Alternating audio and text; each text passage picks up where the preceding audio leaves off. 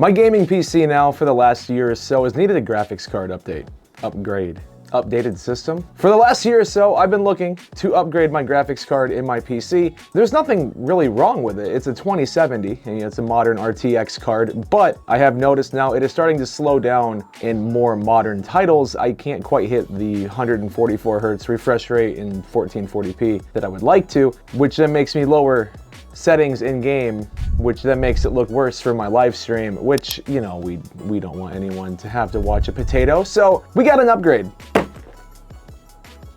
We got a 7900xtx. Now, say what you want, I know that this card is completely overkill for 1440p, but I'm also not looking to upgrade for hopefully another 4 or 5, maybe even 6 years down the line, unless I switch to 4K, which then I would have to probably after 4 years, which would mean I have to spend more money. So, you know, before we move on, give this video a like and make sure you subscribe because this was an expensive one. I went to Micro Center yesterday. They had one of these Sapphire cards left in stock, and now, you know, a lot of people already have reviews up with these cards. They show the graphs, they show numbers. I don't have a test bed. I got my gaming PC, I got a streaming PC, but I only have a couple cards. I have my old 970. Obviously, this is gonna crush it. I have a 2060 in the streaming rig. This would demolish it. And then we got the 2070, which we're going to upgrade. There's really no fair comparison to show you with numbers. So this isn't gonna be like a review in terms of like numbers and performance. This is more just gonna be an unboxing, putting it in the computer and kind of seeing what the user experience is like.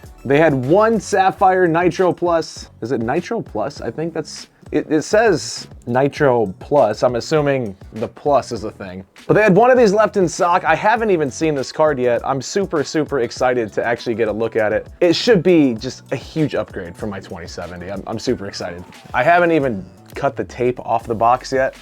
I was a little worried. Micro Center. You guys see the damage on the box? Do better, Micro Center. I bought it that way, but it was the only one they had in stock, so I kind of had to go for it. But hopefully the card itself is safe. It should be.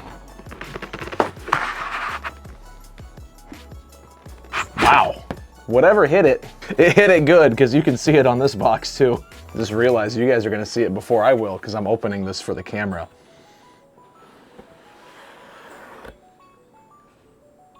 Okay, maybe you won't.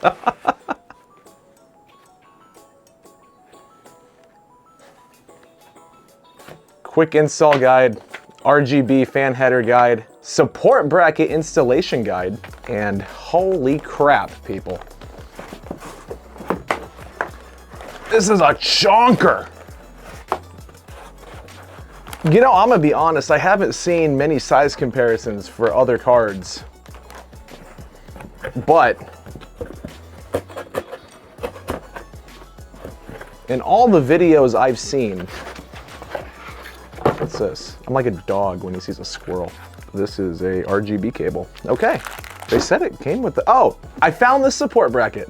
But anyways, back to what I was saying. I haven't really seen too many videos on this specific card. You know, I know that they're out there. I just didn't want to see too many photos or whatever. I wanted to kind of keep myself, I knew generally what it looked like from the store listing, but I didn't want to see too many videos. I wanted hands-on experience first. That's what she said. But this thing, whew, that is a thick boy. This is thick with 3.5 C's right here. Look at that. It is beautiful though.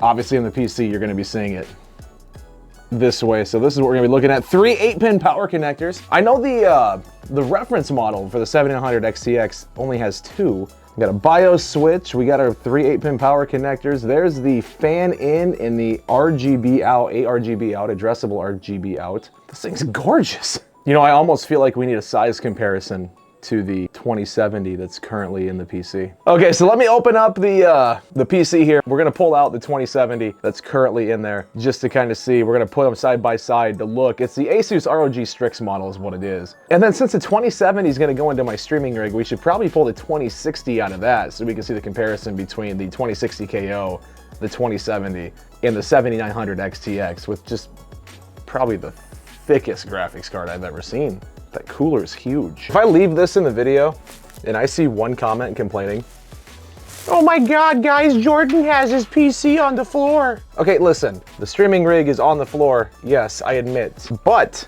The fan for the power supply is pulling air from the inside of the case, so it's not being choked off by carpet. And I make sure that I blow out the dust filter on the front of the case at least once a week. Either once a week or once every other week. It depends on when I get time.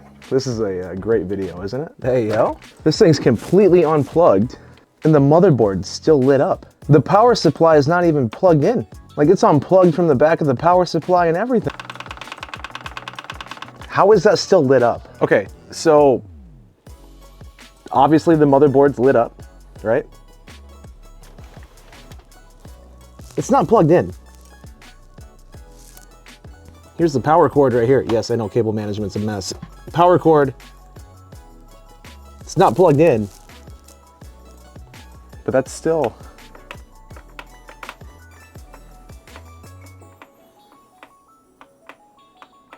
That's so weird. I've been recording this clip here now for 45 seconds, so you at least know it's been lit up for that long. That's kind of crazy. You guys can kind of see the size comparison here of the 2060. One thing I was thinking about is I need to add another power cable. This 2070 only uses 2 8-pins. No, it uses an 8 and a 6. So I guess just size-wise, I mean, it's significantly heavier than the 2070. But you can see the thickness here of the coolers definitely is going to make that happen. It is a thick card. 2060 KO by EVGA. RTX 2070, it's the ROG Strix model from Asus. The Sapphire 7900xtx. Okay, so I guess in comparison, it's not all that different than the 2070.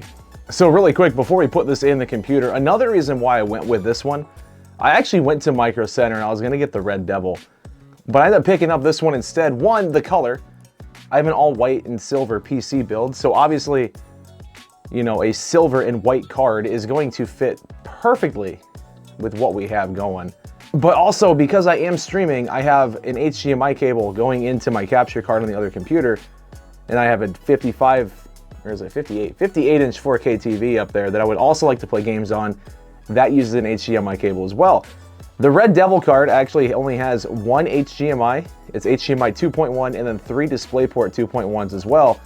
Whereas this card, and it's super, super nice, but it does have 2 HDMIs and 2 displays, which is actually exactly what I was using on the 2070. So this one just kind of fit the setup even better. It was a little bit more expensive, but had to go for it.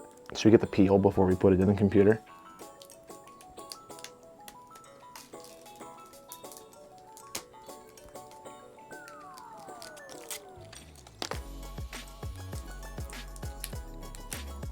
Okay, Sapphire. It's like one of the most unsatisfying peels ever because it's coming off in multiple pieces. You can tell it's one piece of plastic.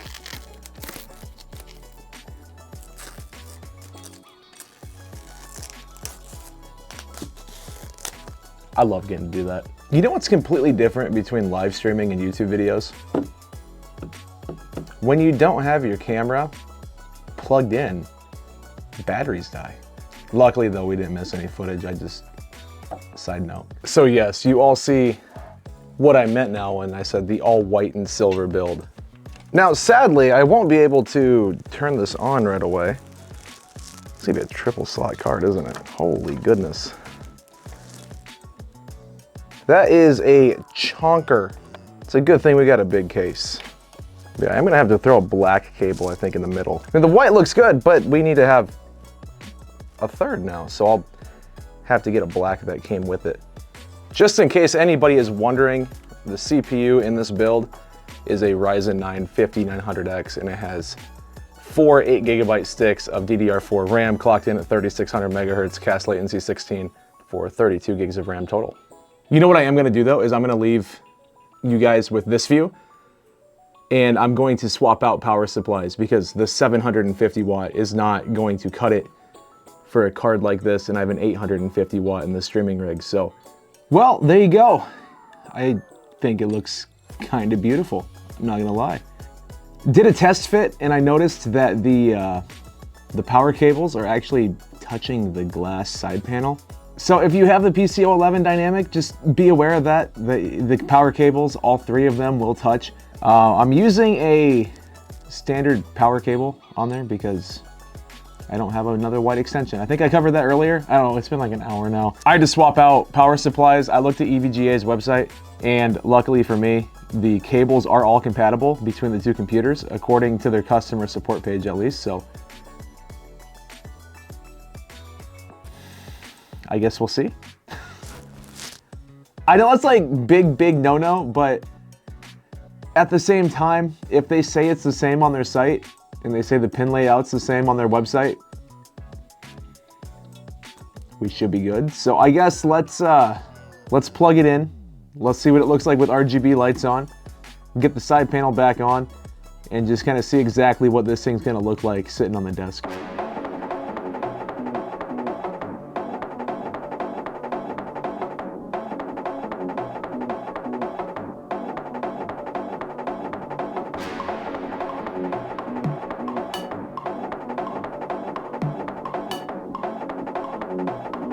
Both PCs work, that's good. It looks beautiful.